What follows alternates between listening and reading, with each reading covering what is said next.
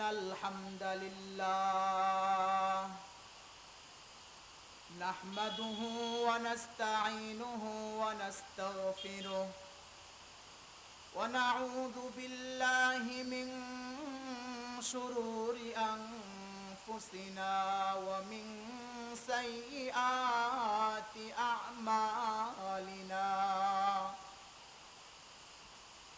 من يهده الله فلا مضل له ومن يضلله فلا هادي له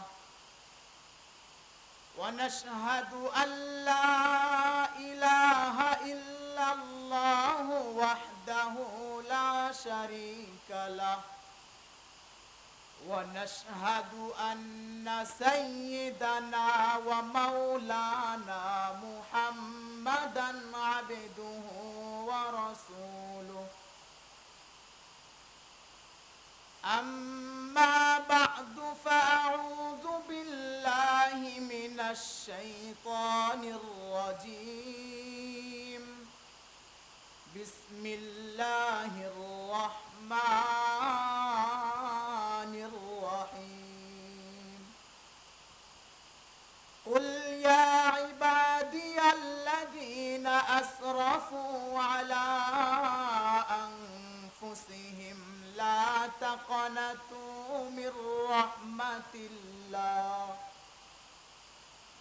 إن الله يغفر الذنوب جميعا إنه هو الغفور الرحيم صدق الله المولانا العظيم عن عبد الله بن مسعود رضي الله تعالى عنه قال قال رسول الله صلى الله عليه وسلم التائب من الذنب كمن لا ذنب له أو كما قال عليه الصلاة والسلام यहाँ हम सब मुसाफिर हैं कब्र आखिर ठिकाना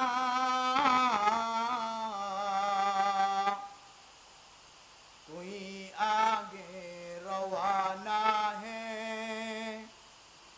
कोई पीछे रवाना बलगल उला बिकमालिही कशफत दुजा बिजमालिही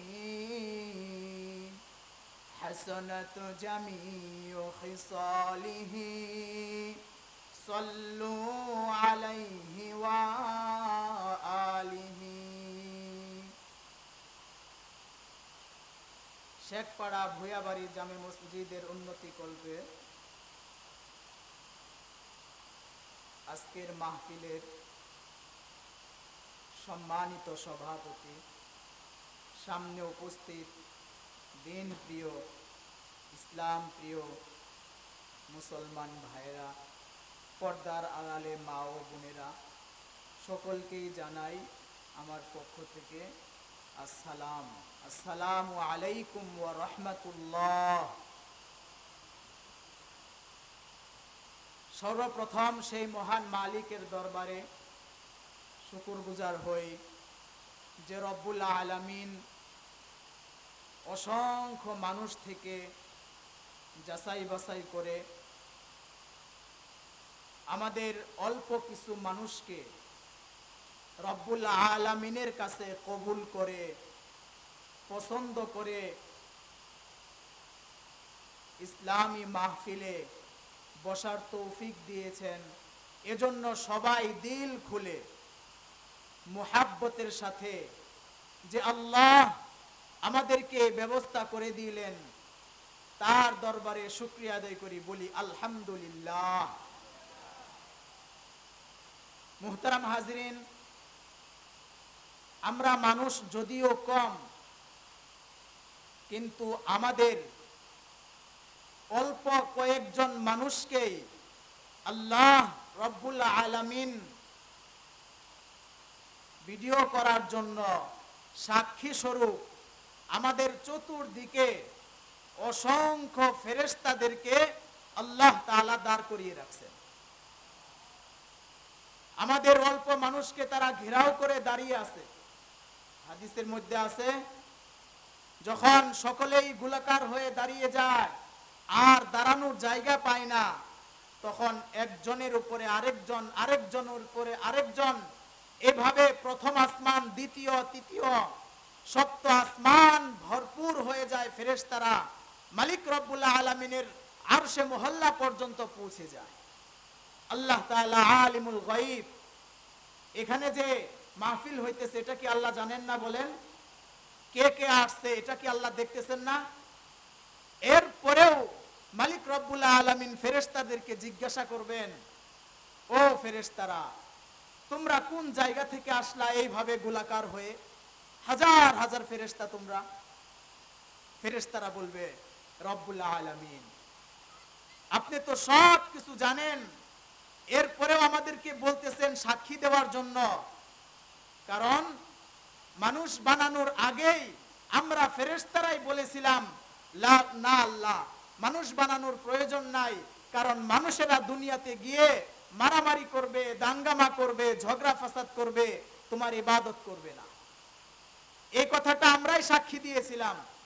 কিন্তু মাওলা, তুমি যখন জিজ্ঞাসা করলা কোথায় থেকে আসছি, শেখপাড়া ভুয়াবাড়ি মসজিদের উপলক্ষে ইসলামী মাহফিলের আয়োজন করা হয়েছে। ওইখানে গিয়ে দেখলাম কিছু মানুষ শীতের সময়ও বসে বসে তোমার কথা শুনতেছে, রাসূল সাল্লাল্লাহু আলাইহি ওয়াসাল্লামের কথা শুনতেছে। আল্লাহ, আমরা তাদেরকে তাদের ব্যাপারে সাক্ষী দেওয়ার জন্যই প্রথম আসমান থেকে দাঁড়াইতে দাঁড়াইতে তোমার আরশে মহল্লা পর্যন্ত পৌঁছে গেছি। আল্লাহ জিজ্ঞাসা করবেন, ফেরেশতারা কি চাও তাদের ব্যাপারে? তারা বলবে, মাওলা, তাদেরকে তুমি মাফ করে দাও।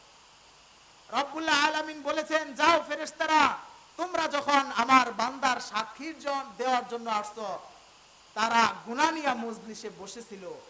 প্রত্যেকটা মানুষ যারা শেষ পর্যন্ত থাকবে, দোয়া করবে, দোয়ার পরে তাদের জায়গা থেকে উঠার আগেই আমি আল্লাহ তাদের গুনাহগুলো মাফ করে দেব। এজন্য আমরা এখানে আসছি, খুশি আসছি না? আমরা আল্লাহ তাআলা আমাদেরকে নিয়ে আসছে। আমরা প্রত্যেকটা জায়গায় প্রত্যেকটা নামাজের পরে একটা বাক্য বলি, লা হাওলা ওয়ালা কুওয়াতা ইল্লা বিল্লাহ। পড়ি কিনা বলেন? অর্থ কি এটা? একটা মানুষ কোন কল্যাণময় কাজ, কোন ভালো কাজ আল্লাহ তাআলার রহমত, আল্লাহ পাকের দয়া ছাড়া করতে পারে না। একটা মানুষ ছোট একটা গুনাহ থেকেও মালিকের সাহায্য ছাড়া বাঁচতে পারে না। মুহতারাম হাজিরিন, আমরা অল্প কিছু মানুষ যে এখানে বসছি, এটা কার দয়া? বলি সবাই জুড়ে, আল্লাহর দয়া। আল্লাহ ভালোবেসে আমাদেরকে এখানে নিয়ে আসছে। এজন্য যার যার সামনে ফাঁকা জায়গা আছে, আমরা মানুষই কম, এরপরেও যদি বক্তা থেকে দূরে দূরে থাকি, বয়ান করা কষ্টকর। মেহেরবানি করে একটু কষ্ট করে আপনারা কাছে আগায় আসেন, জিকির করতে করতে লা ইলাহা ইল্লাল্লাহ। আগায় আসি, যে যত নড়াচড়া দিবেন আল্লাহ তাকে তত বেশি ভালোবাসবেন। আসেন, ফাঁকা জায়গাগুলো পূর্ণ করে আসেন, বাবারা কাছে আসেন, জিকির করতে করতে লা ইলাহা ইল্লাল্লাহ। যারা এখনো বাহিরে আছে, মেহেরবানি করে এই প্যান্ডেলের ভিতরে এসে যায়। এই মাহফিল আজকেই থাকবে, রাত্রে 12টা 1টার পরে বন্ধ হয়ে যাবে, তাই না? কিন্তু দোকানপাট আজকেও আছে, কালকেও থাকবে, যতদিন দুনিয়া আছে ততদিন দোকান থাকবে। হ্যাঁ, মাহফিলও থাকবে, যতদিন দুনিয়া আছে থাকবে, কিন্তু এটার একটা সময় আছে। দোকানের তো কোনো সময় নাই। মেহেরবানি করে যারা বাহিরে আছি, মেহেরবানি করে তারা ময়দানে এসে যায়। মুহতারাম হাজিরিন, কোরআনে কারীমের 24 নম্বর পারা থেকে সূরাত জুমারের 53 নম্বর আয়াত তেলাওয়াত করেছি। এই আয়াতটা আল্লাহ তাআলা কেন নাজিল করলেন, আগে আমাদের কেন নাজিল করলেন শানে নুজুল জানা থাকা দরকার। শানে নুজুলটা জানলে আমাদের সামনের আলোচনা বুঝে আসবে।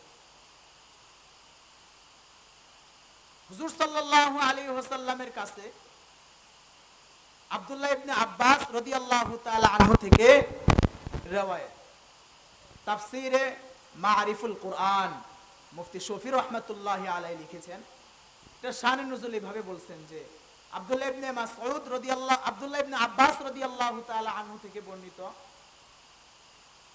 মক্কায় কাফের মুশরিকরা হুজুর সাল্লাল্লাহু আলাইহি ওয়াসাল্লামের কাছে গিয়ে প্রশ্ন করে, ইয়া রাসূলুল্লাহ, আপনি আমাদেরকে যে ইসলামের পথে দাওয়াত দিতেছেন, যে কালিমার দিকে আমাদেরকে আহ্বান করতেছেন, ইয়া রাসূলুল্লাহ, আমরা যদি ইসলাম গ্রহণ করি, আমরা যদি কালিমাকে স্বীকার করি, তাহলে আমাদের পিছনে অনেক গুনাহ আমরা করেছি, আমরা অনেক ব্যভিচার করেছি, অন্যায় করেছি, মানুষ হত্যা করেছি, অনেক করেছি। ইয়া রাসূলুল্লাহ, আমরা যদি এখন আপনার এই ধর্মকে মেনে নেই, কবুল করি নবীজি, তাহলে আমাদের পিছনের মানুষ হত্যার গুনাহ, পিছনের মদ খাওয়ার গুনাহ, পিছনের যত অন্যায় গর্হিত কাজ, ইয়া রাসূলুল্লাহ, ইসলামের কবুল করার বদলতে আল্লাহ কি মাফ করবেন? যখন তারা প্রশ্ন করলেন, আল্লাহ তাআলা সাথে সাথে এই আয়াত জিবরাইল আলাইহিস সালাতু ওয়াস সালামকে দিয়ে পাঠিয়ে দিলেন, যাও জিবরাইল আমার বন্ধুকে এলান করে দিতে বলো। কি বলবা? বলো যায় কুল, নবীজি আপনি বলেন, ইয়া ইবাদিয়াল্লাযীনা নিজেদের উপর গুনাহের কাজ করে, নিজেদের নফসের উপরে অত্যাচার করেছ, গর্হিত কাজ করে জুলুম করেছ, লা তাকনাতু মির রাহমাতিল্লাহ, তোমরা আমি আল্লাহ তাআলার রহমত থেকে, দয়া থেকে নিরাশ হয়ো না। ঠিক আছে না? কখনো নিরাশ হয়ো না। কেন নিরাশ হবা না জানো? আল্লাহ পরে বলে দিবেন, ইন্নাল্লাহা ইয়াগফিরুয যুনুবা জামিআ, চিন্তার কোনো কারণ নাই, নিশ্চয় আল্লাহ তাআলা সমস্ত গুনাহ ক্ষমা করনেওয়ালা। সুবহানাল্লাহ বলি, সমস্ত গুনাহ ক্ষমা করনেওয়ালাকে জুড়ে বলি আল্লাহ। কেন এটা বললেন? আল্লাহ আবার পরেই বলে দিলেন, ইন্নাহু হুয়াল গফুরুর রহিম, কেনই বা ক্ষমা করব না? আমি আল্লাহ হলাম গফুর, আমি আল্লাহ হলাম সীমাহীন ক্ষমাশীল, সীমাহীন দয়ালু।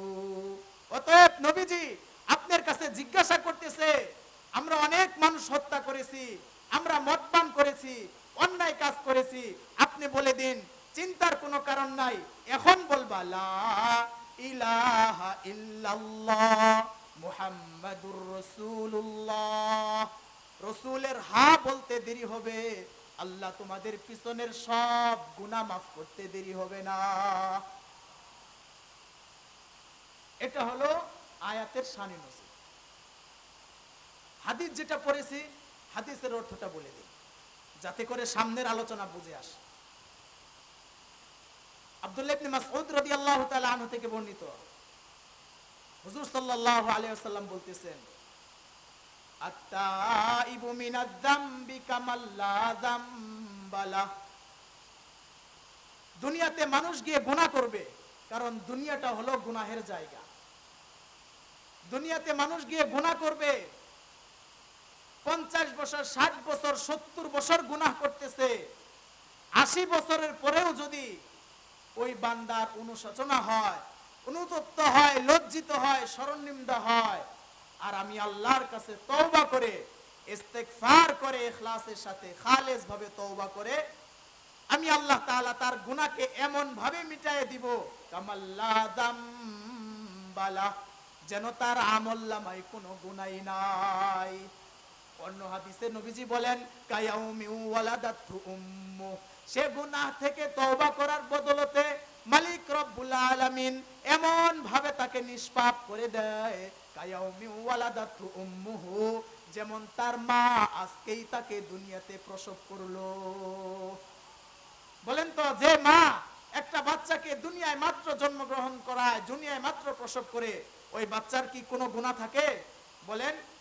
ঠিক 80 বছরের মানুষও যদি ইস্তেগফার তওবা করে মালিকের কাছে, আল্লাহ তাআলা তাকেও ওই নিষ্পাপ শিশুর মতো বানায় দেয়। এজন্য মুহতারাম হাজিরিন, আমরাও তো আমাদের জীবনে অনেক গুনাহ আমরা করেছি, করি নাই? আমাদের এই বয়সে অনেক কিছু আমরা করে ফেলেছি, আমাদের চিন্তার কারণ নাই। কেউ বা 60 বছর হয়ে গেছে বা 70 বছর হয়ে গেছে, এখনো আমরা কেউ নামাজ সঠিকভাবে আদায় করতেছি না। কারো বয়স 40 হয়ে গেছে, এখনো সুন্নতের উপরে চলতেছি না। আর পিছনের কথা আমরা চিন্তা করতেছি যে হায়রে আমাদের কি উপায় হবে। আমাদের বয়স 40 হয়ে গেছে, নামাজ পড়তেছি না, আমরা সুন্নতের উপরে চলতেছি না, আমাদের কি হালত হবে। এই চিন্তায় যারা আছেন, না, চিন্তার কোনো কারণ নাই। আজকে এখন এই মজলিসে বসে তওবা করবেন, আল্লাহ তাআলা পিছনের সব গুনাহ মাফ করবেন। কারণ দুনিয়াটা গুনাহের পরিবেশ। আল্লাহ তাআলা মানুষকে বানাইছেন, মানুষের অন্তরে মানুষের একটা আত্মা দিবেন, নফস আছে। এই নফস ভালোটাও চায়, আবার মন্দটাও চায়, চায় না? এই যে আমরা যারা মাহফিলে আসছি, যারা আসে নাই, বাহিরে আছে, তাদেরও মনে উদয় হইতেছে, ভাবতেছে যে একটু আমি মাহফিলে যাই।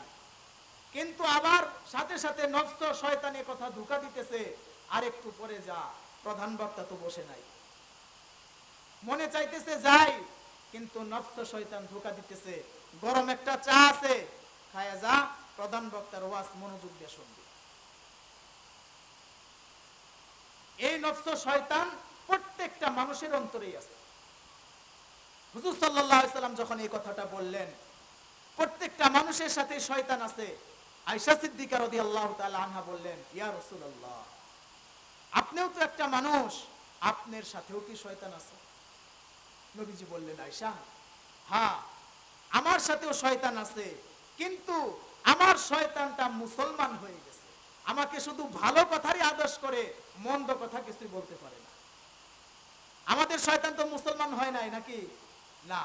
যে কারণে আজকে যদি অন্য কোনো প্রোগ্রাম হইতো, কোনো পিকনিকের ব্যবস্থা করা হইতো, গান বাজনার ব্যবস্থা করা হইতো, এই সামিয়ানা এতক্ষণ খুইলা ফেলতে হইতো, খোলারও প্রয়োজন পড়তো না, মানুষজনের ভিড়ে এমনি ছিঁড়া যাইতো, ফাইটা যাইতো। কিন্তু আজকে ওয়াজ মাহফিলের ব্যবস্থা করা হয়েছে, কোরআন হাদিসের আলোচনার ব্যবস্থা করা হইতেছে, আমরা নাই। যারা আমরা আছি, যতক্ষণ আলোচনা হবে মনোযোগ দিয়ে শুনবো ইনশাআল্লাহ। বলেন ইনশাআল্লাহ। যারা এখনো ময়দানে আসে নাই, তাদের জন্য মনে মনে দোয়া করব, আল্লাহ তাআলা তাদেরকে যেন অতি শীঘ্রই এই ময়দানে পাঠিয়ে দেয়। বলেন আমিন। মুহতারাম হাজিরিন, বলতেছিলাম যে আমরা যেহেতু দুনিয়াতে আছি, দুনিয়াতে থাকার বদলতে আমাদের দুনিয়ার পরিবেশে থাকার কারণে কখনো কখনো অনেক গুনাহ, অনেক নাফরমানি আমাদের থেকে হয়ে যায়, হয় না? বলেন, অনেক নাফরমানি 24 ঘন্টায় হইতেছে। কিন্তু মালিক রব্বুল আলামিন আমাদেরকে ছাড় দিতেছেন, ছাড়েন নাই, সুযোগ দিতেছেন। ফজরের সময় মুয়াজ্জিন হাইয়া আলাস সালাহ, হাইয়া আলাল ফালাহ ডাক দিছেন, কিন্তু ঠান্ডা, এজন্য আমরা মসজিদে আসি নাই।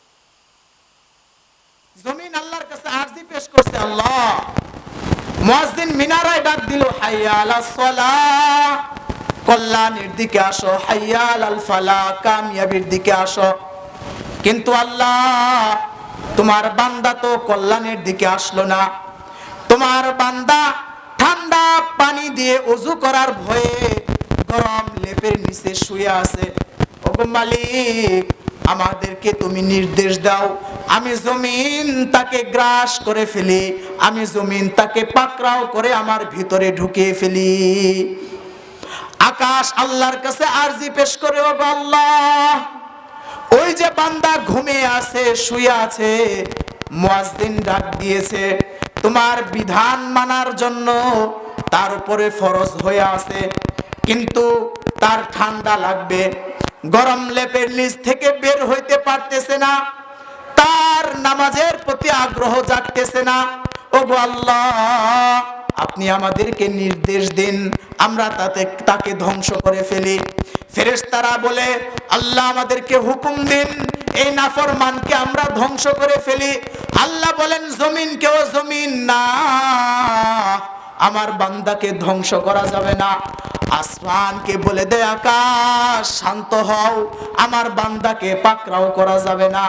ফেরেশতাদেরকে বলে দেয়, ও ফেরেশতারা, তোমরা রাগ হয়ো না, আমার বান্দার উপরে রাগ হয়ো না, কেননা আমি আমার বান্দাকে তো দুর্বল দিয়া বানাইছি। খুলিকাল ইনসানু দাঈফা, আমি তো আমার বান্দাকে এক ফোঁটা নাপাক পানি দিয়া বানাইছি, এত দুর্বল দিয়া বানাইছি, দুর্বল করে বানাইছি। আমার বান্দা সারাদিন কাজ করেছে, রাত্রি বেলায় ঘুমিয়ে গেছে, মুয়াজ্জিন ডাক দিছে, শুনেছে, উঠতে পারে নাই, শয়তানে ধোঁকা দিতেছে, কষ্ট হইতেছে। ও ফেরেশতারা, তোমরা আমারে দুর্বল বান্দাকে ধ্বংস করে দিও না, আমি আল্লাহ আমারে বান্দাকে যোহর পর্যন্ত সুযোগ দিলাম। যোহরেও যখন বান্দা আসে না, ফেরেশতারা একই কথা বলে। আল্লাহ বলেন, না, আমার বান্দাকে আসর পর্যন্ত সময় দিলাম। ফেরেশতারা দেখে আসরেও যখন না আসে, তখন আল্লাহ রাব্বুল আলামিন আরো মাগরিব পর্যন্ত সুযোগ দেন। মাগরিবেও যখন না আসে, এশা পর্যন্ত সুযোগ দেয়। এশাও যখন না আসে, তাহাজ্জুদ পর্যন্ত সুযোগ দেয়। তাহাজ্জুদেও না আসলে বান্দার আমলনামায় গুনাহ লেখা হয়। মুহতারাম হাজিরিন, আল্লাহ তাআলা আমাদেরকে মায়া করে দয়া করে অনেক গুনাহ আমরা করি, কিন্তু আমাদেরকে আল্লাহ তাআলা সরাসরি পাকড়াও করতেছেন না, আমাদেরকে মালিক রব্বুল আলামিন সুযোগ দিতেছেন, তাওবা করার সুযোগ দিতেছেন। কিন্তু মুহতারাম হাজিরিন, এই সুযোগ যদি ব্যবহার না করি, আর যদি চিন্তা করতে থাকি যে আমার হায়াত তো মাত্র 20, 30, 50, সামনে আমি আরো বাঁচবো, সামনে আমার আরো হায়াত আছে, এভাবে আমি যদি নিজের জীবনটাকে চালায় যাইতে থাকি, দেখবেন এক সময় আজরাইল মাথার উপরে আইসা যাবে, বুকের থেকে জান প্রাণ পাখিটা উড়ে যাবে, কিন্তু আর তখন ইবাদত করার সুযোগ হবে না। এজন্যই কবি বারবার এই কথাটা বলেছেন, ইহা হাম সব মুসাফির হায়, কবর আখির ঠিকানা, কোই আগে রওয়ানা হ্যায়, কোই পিছে রওয়ানা। এই দুনিয়াটা হলো একটা মুসাফিরখানা, এই দুনিয়াটা চিরস্থায়ী ভাবে থাকার জায়গা নয়। আমাদের আসল ঠিকানা হলো কবর। কোথায় আমাদের আসল ঠিকানা বলেন? আমাদের কবর হলো আসল ঠিকানা। কোই আগে রওয়ানা হ্যায়, কোই পিছে রওয়ানা। হয়তো বা আমরা এই কবরে কেউ আগে যাব, অথবা কেউ পিছে যাব।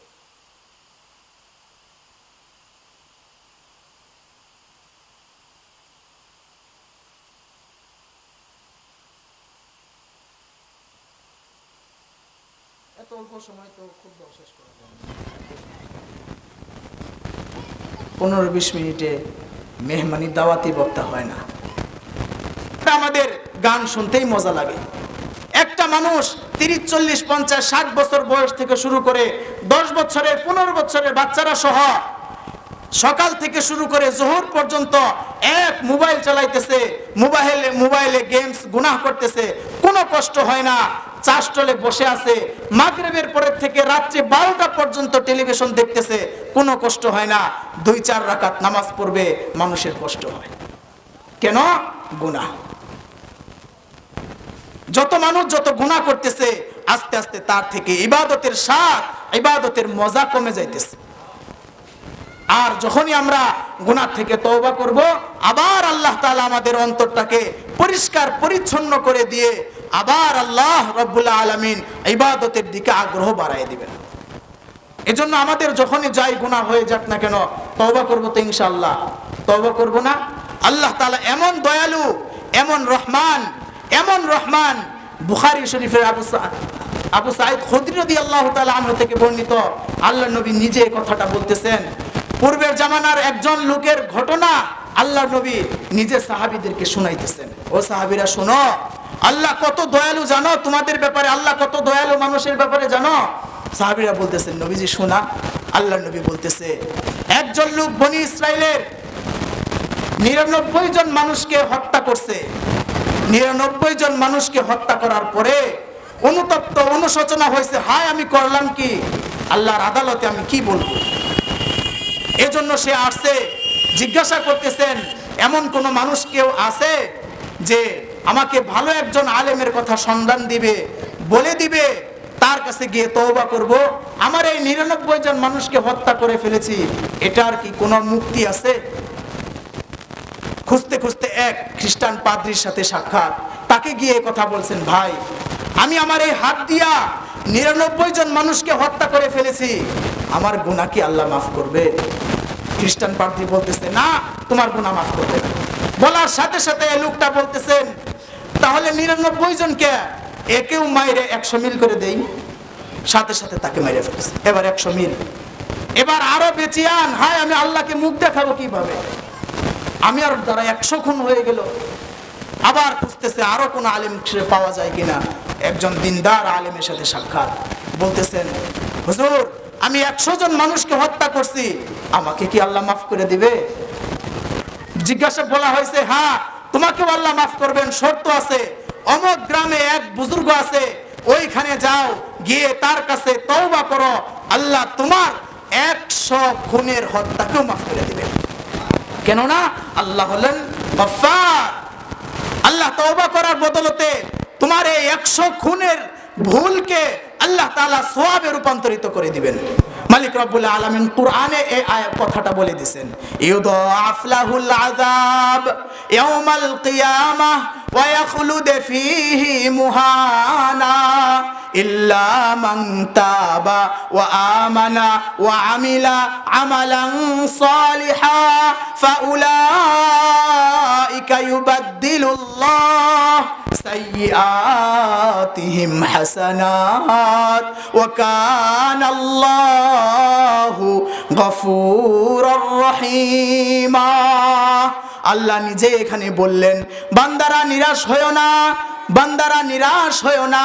তুমি যদি 1000 পরিমাণ গুনাহ নিয়ে আসো, তোমার গুনাহের দ্বারা যদি আসমান জমিন ভরপুর হয়ে যায়, তুমি যদি তওবা করো, আমলে সলিহাহ করো, আমি আল্লাহ বলে দিলাম, ইউবাদদিলুল্লাহু সাইয়্যাতিহিম, আমি আল্লাহ তোমার এই লক্ষ লক্ষ গুনাহকে, লক্ষ লক্ষ পাপকে হাসানাত, নেকি দ্বারা পরিবর্তন করে দিব।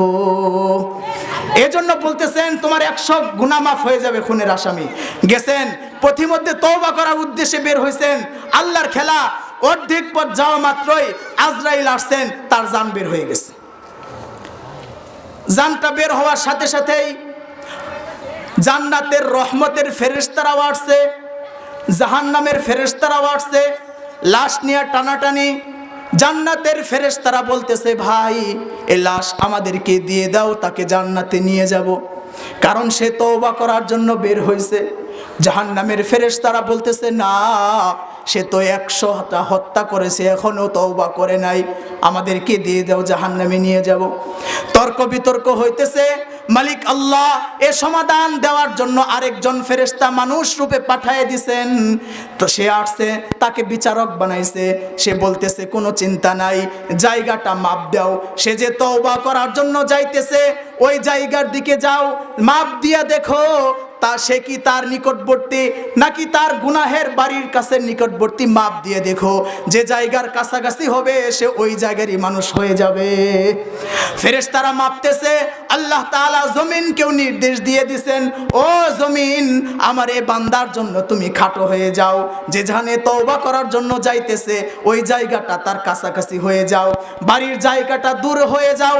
জমিন সাথে সাথে যেখানে যাইতেছে ভালো জায়গার দিকটা সংকুচিত হয়ে গেছে, মন্দ জায়গার দিকটা দূরবর্তী হয়ে গেছে। এবার ফেরেশতারা মাপতেছেন, মাইপা দেখেন ওই ব্যক্তি যে তওবা করার জন্য যাইতেছে ওই এলাকার নিকটবর্তী হয়ে গেছে। ফেরেশতারা মারহাবা বলে জাহান্নামের ফেরেশতাদেরকে বলল, ও ফেরেশতারা দেখো সে তওবা করার জন্য এত কাছাকাছি আসছে, কিছু দূর গেলেই সে তওবা করতো, এই লাশটা আমাদের। এটা হলো আল্লাহ। আল্লাহ দয়া করে এই কৌশল ঘটাইছেন। ঘটনাটা নবীজি বুখারী শরীফ, মুসলিম শরীফেও রাইখা দিছেন আমাদের জন্য। এখানে যারা আছি কেউ কি বলতে পারবো যে হুজুর আমি 100টা খুন করেছি? বলতে পারবো? একটাও তো করি নাই। তাহলে আল্লাহ মাফ করবেন না? আল্লাহ মাফ করবেন, কিন্তু শর্ত আছে। সভাপতি সাহেব বারবার মোবাইল দেখতেছে, আমিও শেষ করে দিলাম। তওবার শর্ত আছে। শুধু নামাজের পরে আস্তাগফিরুল্লাহ লা হাওলা ওয়ালা কুওয়াতা ইল্লা বিল্লাহ, সকালে 100 বার লা হাওলা ওয়ালা কুওয়াতা ইল্লা বিল্লাহ, বিকালে 100 বার আস্তাগফিরুল্লাহ, ওইটা না। তওবার শর্ত 4টা। 3টা হলো আল্লাহর হকের ব্যাপারে, একটা হলো বান্দার হকের ব্যাপারে। এই 3টা কি কি? 1 নাম্বার, যে গুনাহটা করতেছি, মোবাইলে গুনাহ করতেছি, গান বাজনা শুনতেছি, টেলিভিশন দেখতেছি, কবিরা গুনাহ করতেছি, নামাজ ত্যাগ করতেছি, ছেড়ে দিতেছি, সাথে সাথে তওবা করতে হবে যে এই সংকল্প, ওই গুনাহটা তাৎক্ষণিক ছেড়ে দিতে হবে। যেমন আমি নামাজ কাজা করছি, এই গুনাহটা তাৎক্ষণিক ছেড়ে দিতে হবে, আর নামাজ কাজা করব না। 1 নাম্বার, তাৎক্ষণিক গুনাহটা ছেড়ে দিতে হবে। 2 নাম্বার, এই গুনাহের উপরে লজ্জিত হতে হবে, কান্নাকাটি করতে হবে। হায়, আল্লাহর দেওয়া সব নিয়ামত বুক করে আমি আল্লাহর নাফরমানি করলাম, আমি গোপনে গোপনে গুনাহ করতেছি, কেউ দেখে নাই। ময়দানে মাহশরে নবীজি দেখবে, বাবা মা দেখবে, আদম থেকে কিয়ামত পর্যন্ত সমস্ত মানুষ আমার আমলনামা দেখবে, আমার গুনাহের খবর জানবে। লজ্জিত হতে হবে। 2 নাম্বার, কান্নাকাটি করতে হবে। 3 নাম্বার, ভবিষ্যতের দৃঢ় কল্পনা করতে হবে, সংকল্প করতে হবে, যতদিন আল্লাহ হায়াত দিছে আর কোনোদিনই গুনাহ করব না। এই 3টা ছেড়ে দিতে হবে গুনাহ 1 নাম্বার। 2 নাম্বার, ওই গুনার উপরে কি হতে হবে বলেন? লজ্জিত, কান্নাকাটি করতে হবে, দোয়া করতে হবে। 3 নাম্বার কি করতে হবে? সংকল্প, আর ওই গুনাহ করব না আল্লাহর হকের ব্যাপারে। তাহলেই আল্লাহ গুনাহ থেকে মাফ করবেন। আর একটা হলো, বান্দা যদি আমার কাছে কিছু পায়, টাকা পয়সা পায়, আমি আপনার 10-20 হাজার টাকা পকেটে চুরি করে রাইখা দিছি, দোকান থেকে নিয়ে গেছি, বাড়ি থেকে একটা গরু নিয়ে গেছি, আমার গোয়ালে রাইখা দিছি, প্রতিদিন দুধ দহন করতেছি, বাজারে বিক্রি করতেছি, খাইতেছি, আর তসবিহ নিয়ে নামাজের পরে আস্তাগফিরুল্লাহ আস্তাগফিরুল্লাহ আস্তাগফিরুল্লাহ, আর চুরির দিয়া গাভীর টাকা আমি খাইতেছি। মাফ করবে আল্লাহ? মাফ করবে না। আগে ওই গাভীটাকে ফিরিয়ে দিতে হবে, আগেটাকে টাকা ফিরিয়ে দিতে হবে সামর্থ্য থাকলে, তাহলে আল্লাহ মাফ করবে। না হয় তার কাছে গিয়ে মাপ চাইতে হবে। পারবো না ইনশাআল্লাহ? আমরা পারবো তো ইনশাআল্লাহ। এইভাবেই আল্লাহ তাআলা তওবা করলে মাফ করে দিবেন। তওবা করার সাথে সাথে মালিক আল্লাহ তাআলা মাফ করে দিবেন আমাদেরকে। আমরা যাই কিছু করি না কেন মাফ করে দিবেন। আল্লামা তৌকির ইসমাইল সাহেব দামাত বারকাতুহুম, নাম আমরা সবাই জানি, পাকিস্তানের।